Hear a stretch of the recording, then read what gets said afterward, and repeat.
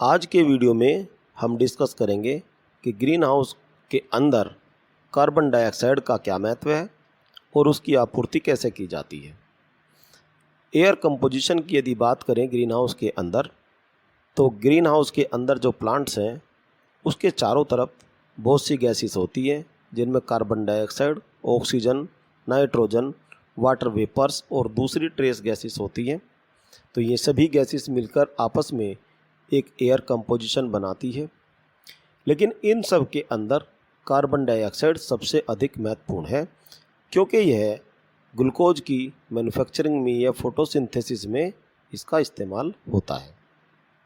जैसे जैसे हम प्लांट्स की फोटोसिंथेसिस की जब बात करते हैं, जैसे जैसे लाइट इंटेंसिटी बढ़ती है वैसे वैसे रेट ऑफ फोटोसिंथेसिस भी बढ़ता है। इस ग्राफ में ये दिखाई दे रहा है कि जैसे जैसे लाइट इंटेंसिटी बढ़ रही है वैसे वैसे रेट ऑफ फोटोसिंथेसिस बढ़ रहा है। परंतु ध्यान में देने की बात क्या है कि अगर CO2 की मात्रा कम है तो फोटोसिंथेसिस कम होगा, और अगर CO2 की मात्रा अधिक है तो फोटोसिंथेसिस अधिक होगा।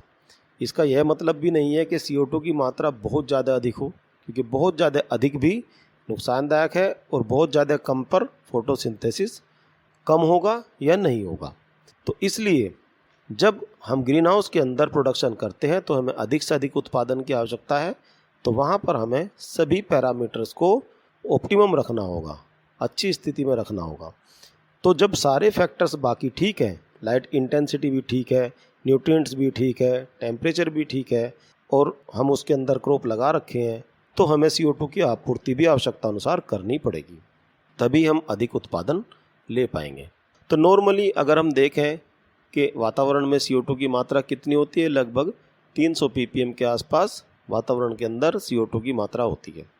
परंतु ग्रीन हाउस के अंदर चूँकि क्लोज्ड एनवायरनमेंट है, खुला एनवायरनमेंट नहीं है, तो बाहर से गैस ना आती है ना या वहाँ से गैस बाहर जाती है, जब तक हम ना चाहें तब तक। तो ऐसी स्थिति में रात के समय पर CO2 की मात्रा बढ़ जाती है, और दिन के समय पर जैसे ही दिन निकलने के 1-2 घंटे बाद से CO2 का कंजप्शन बढ़ने लगता है, और 12 बजे के आसपास तक वो लगभग 100 ppm तक पहुंच जाता है, जो कि एक डेफिशिएंसी का स्तर है। और ऐसी स्थिति में आने पर क्या है कि प्लांट की फोटोसिंथेसिस कम हो जाती है, या ना के बराबर फोटोसिंथेसिस होने लगता है, जिससे हमारा प्रोडक्शन गिर जाता है।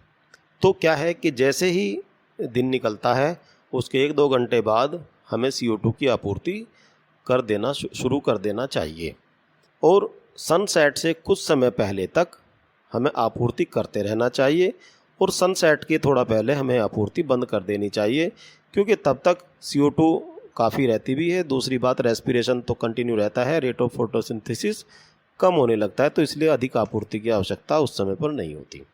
तो हमने 2 चीज़ें देखी। एक तो ये देखा कि CO2 यदि बढ़ाएंगे तो फोटोसिंथेसिस बढ़ेगा। दूसरी बात हमने ये देखी कि टाइमिंग की भी बात है। ग्रीन हाउस में दिन के समय CO2 की डेफिशिएंसी हो जाती है।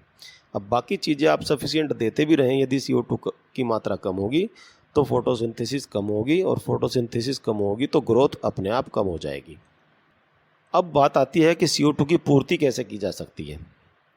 CO2 की पूर्ति करने के बड़े आसान से तरीके हैं। सबसे पहला तरीका है कंबस्चन या दहन। इसके लिए क्या किया जाता है कि कुछ जो हाइड्रोकार्बन होते हैं, जिसमें नेचुरल गैस है, पैराफिन ऑयल है, केरोसिन है, LPG है, इन गैसेस को या इन हाइड्रोकार्बन को जलाया जाता है। जब इनको जलाया जाता है तो इससे क्या बनता है, CO2 बनती है और H2O बनता है। परंतु इनको जलाने में 2 बातों का ध्यान रखना बहुत ज़रूरी है। सबसे पहली बात तो ये है कि जो फ्यूल है जिसको हम जला रहे हैं वो पूरी तरह प्योर हो, उसके अंदर कोई इम्प्योरिटी ना हो। दूसरी बात क्या है कि ऑक्सीजन सफिशिएंट मात्रा में हो, क्योंकि ऑक्सीजन सफिशिएंट नहीं होगी तो पूरी तरह बर्निंग नहीं हो पाएगी, और बर्निंग नहीं होगी तो उसके अंदर बहुत सारी जो हार्मफुल गैसेस हैं, जैसे sulphur dioxide, ethylene, carbon monoxide आदि बन जाएगी, जो प्लांट्स के लिए हानिकारक है, उसकी ग्रोथ को प्रभावित करेगी। दूसरा तरीका क्या है CO2 की आपूर्ति का, वो है लिक्विड CO2। जैसे हम घरों में देखते हैं LPG के सिलेंडर देखते हैं, तो वो क्या है, लिक्विड फॉर्म में सिलेंडर के अंदर होती है गैस, और जैसे हम रेगुलेटर खोलते हैं तो जितनी आवश्यकता हो उसके अनुसार हम गैस को उसमें से बाहर रिलीज़ कर लेते हैं। इसी प्रकार CO2 के भी सिलेंडर होते हैं। सिलेंडर के अंदर लिक्विड गैस होती है, उस सिलेंडर में रेगुलेटर लगा हुआ है, पाइप लगा हुआ है, तो जितनी आवश्यकता हो उतनी आवश्यकता उस रेगुलेटर की मदद से हम ग्रीन हाउस के अंदर CO2 की आपूर्ति के लिए रेगुलेट कर सकते हैं। तीसरा तरीका क्या है? Solid CO2। अगर लो टेम्परेचर पर हाई प्रेशर में CO2 को रखा जाए तो वो सॉलिडिफाई हो जाएगी और उसको एक टर्म दी गई है ड्राई आइस। ड्राई आइस भी उसको कहते हैं। अगर हम सॉलिड CO2 ले जाकर ग्रीन हाउस के अंदर रख देते हैं तो वो सॉलिड CO2 क्या होगा? गैस में बदल जाएगी, CO2 गैस में, और ग्रीन हाउस के अंदर गैस की आपूर्ति हो जाएगी। तो ये तो तरीके रहे आपूर्ति के। आपूर्ति के साथ में हमने टाइमिंग का ध्यान रखना है, किस टाइम पे हमें करनी है।